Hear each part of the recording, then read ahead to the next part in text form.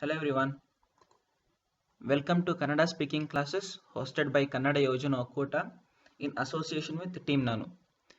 Today, the day 1, we will be starting off with basic introduction and hence we'll be starting our normal courses from day 2.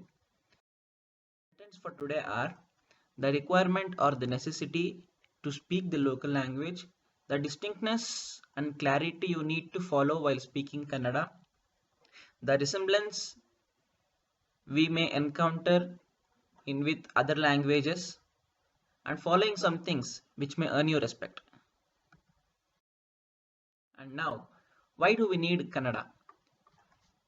You may have seen many vendors and shopkeepers speaking in the local language so you can communicate with them very easily. And a lot of people travel in BMTC. You may have seen that many BMTC bus conductors speaking in Kannada. So if you learn Kannada, you can have a conversation with the conductor without any congestion. As we all know, the administrative language of this state is Kannada, so you will be able to complete the government works easily and faster. Moreover, people start respecting you and your culture when you start learning the language. We have seen some examples and we have some examples where people have started respecting who are learning Kannada. The distinctness and clarity you need to know in this language. Most important is the pronunciation. For example, the letters ka, ta and la. Many people tend to pronounce ka as ga, ta as da and la as la. It's quite obvious that it may be in your language, but while speaking, when lot of people mispronounce ka as ga, it leads to a lot of misunderstanding. For example, in Kannada, village is halli. See the difference here, it is la. And lizard is halli. Here it is la. But halli is not equal to halli. When you want to tell village and instead you tell halli, it doesn't give you any clarification. So hence, please maintain a distinctness between this la and this la. Resemblance with other languages. As we all know, most of the Indian languages have same grammar, and in many languages we tend to refer the elders with plurals, right?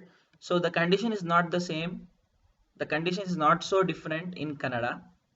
Many words are same as Sanskrit, so people who have studied Sanskrit may find it a lot easier. Important things you need to follow. When you're new to the state, when you don't know the local language, you tend to stick on to these words Kannada Gottilla, right? But as time progresses, to uplift your respect, you need to follow this sentence. Kannada swalpa swalpa gottu. That is, I know little Kannada. And second point, in Kannada we don't usually end things in half letter. For example, many people tend to pronounce Kannad, but the appropriate thing is Kannada. So you tend to swallow the last tone A. The condition is not so different in this word also. The appropriate thing is Karnataka and you tend to skip the last letter. You tend to pronounce Karnataka, but these two are not so appropriate to pronounce. So please pronounce the words in right way. Thank you.